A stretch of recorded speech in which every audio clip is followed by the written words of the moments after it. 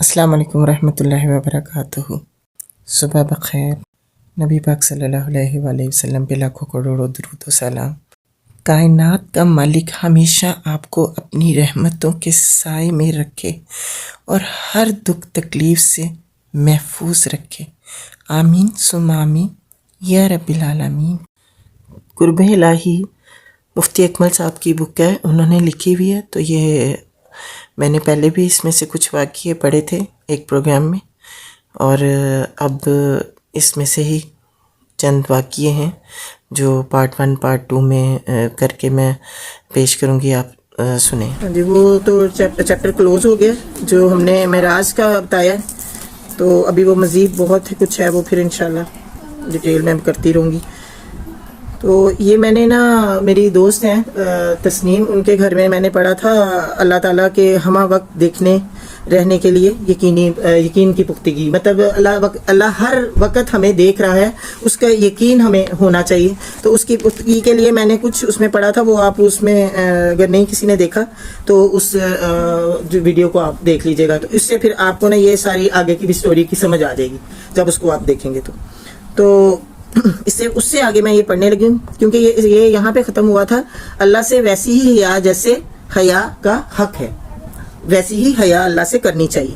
اور حضرت بحاز بن حکیم رضی اللہ عنہ رحمۃ اللہ علیہ اپنے والد اور وہ ان کے دادا سے روایت کرتے ہیں کہ میں نے عرض کی، یا رسول اللہ صلی اللہ علیہ وآلہ وسلم، ہم اپنی شرم گاہیں کس قدر کھول سکتے ہیں اور ان میں سے کس قدر چھپانا ضروری ہے؟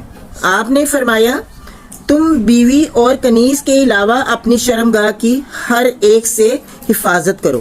میں نے عرض کی، یا رسول اللہ صلی اللہ علیہ وآلہ وسلم، جب لوگ مل جل کر رہ رہے ہوں تو ہمیں کیا کرنا چاہیے؟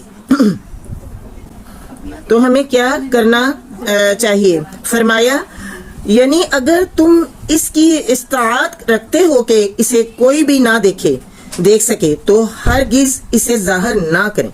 میں نے عرض کیا، یا رسول اللہ صلی اللہ علیہ وسلم، اگر ہم میں سے کوئی تنہائی میں ہو تو؟ فرمایا، یعنی پس لوگوں کے مقابلے میں اللہ زیادہ حق رکھتا ہے کہ اس سے حیا کی جائے۔ کہ انہوں نے اتنے یہ سوال کیے کہ مطلب حیا کے سب اکٹھے رہتے ہیں، سم ٹائم ہوتا ہے نا کہ ایسی شرٹ اتری ہوئی ہے، مطلب ایسے کوئی مطلب ہو جائے، تو کہہ رہے ہیں کسی بھی آپ اپنے بیوی اور کنیز کے علاوہ سب سے اپنے جسم کو آپ چھپائیں، کپڑوں کے بغیر کوئی آپ کو غیر مطلب نہ دیکھ پائے۔ آپ کے گھر میں جو ہیں وہ سب مطلب محرم تو نہیں ہے نا، کافی لوگ رہتے ہیں بیچ میں، جو ان سے حیا کرتے ہوئے آپ اپنے کپڑوں کو، لباس کو اچھے طریقے سے کور کر کے پہنے۔ اور جہاں پہ بات آئی تنہائی کی، تو تنہائی میں کہا ہے کہ اللہ سے حیا کرنا زیادہ ضروری ہے بجائے کہ بندوں سے حیا کرنا۔ وہ اللہ سے حیا جو کرتا ہے، تو وہ تو پھر سمجھے کہ وہ بڑا وہ ہو گیا نا، ایک حیا کا وہ پیکر، کہ اس کو اللہ سے حیا آ رہی ہے، پھر وہ کبھی بھی بے حیائی کے کاموں میں ملوث نہیں ہوگا۔ اس لیے تنہائی میں بھی آپ لوگوں نے، یعنی کہ اللہ تعالیٰ نے بتایا کہ تنہائی میں بھی آپ اس طرح سے رہیں کہ اللہ ہمیں دیکھ رہا ہے۔ اس یقین کی پختگی کے طریقے، اس کا پہلا طریقہ یہ ہے کہ ان حدیث کریمہ کو بار بار پڑھیں جن میں اس عقیدے کا واضح بیان ہے، اور پھر آنکھیں بند کر کے ذرا غور کر کہ جب اللہ تبارک و تعالی ہمہ وقت ملاحظہ فرما رہا ہے تو کیا اس کی نگاہوں کے سامنے گناہ کرنا تجھے زیب دیتا ہے؟ ایک غلام جسے اس کے آقا نے ہر طرح کی سہولت نعمت سے مالا مال کیا ہو، کیا اس کے لیے کسی بھی طرح مناسب ہے کہ آقا کی غیر موجودگی میں بھی اس کی حکم؟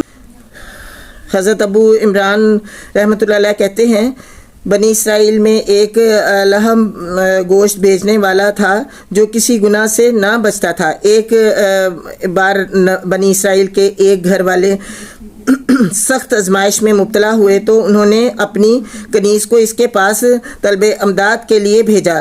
لونڈی نے اس کے سامنے اپنی مجبوری کا ذکر کر کے کہا، ہمیں کچھ دے۔ اس نے کہا اگر تو مجھے خود پر قدرت دے دے تو میں ضرور تیری مدد کروں گا۔ لونڈی نے انکار کیا اور واپس چلی گئی۔ پھر جب آزمائش شدید ہوئی تو وہ دوبارہ آئی اور وہی مطالبہ کیا۔ جواب میں لہب نے شرط سابق پیش کی، لیکن وہ پہلی والی ہی شرط رکھی۔ وہ اس بار بھی منع کر کے چلی گئی۔ پھر جب آزمائش ناقابل برداشت محسوس ہوئی تو تیسری بار اس کے پاس آئی اور بالآخر اس کے مطالبے کے مطابق گناہ پر راضی ہو گئی۔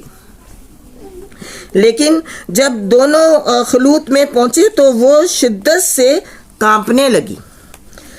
لہب نے پوچھا تجھے کیا ہوا؟ اس نے کہا میں اپنے اللہ سے ڈرتی ہوں۔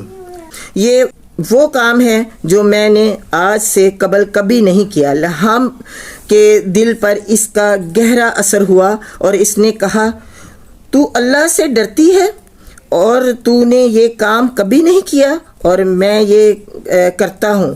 میں اللہ سے عہد کرتا ہوں کہ میں جن نافرمانیوں کو کیا کرتا تھا اب ان میں سے کسی کی جانب نہ لوٹوں گا۔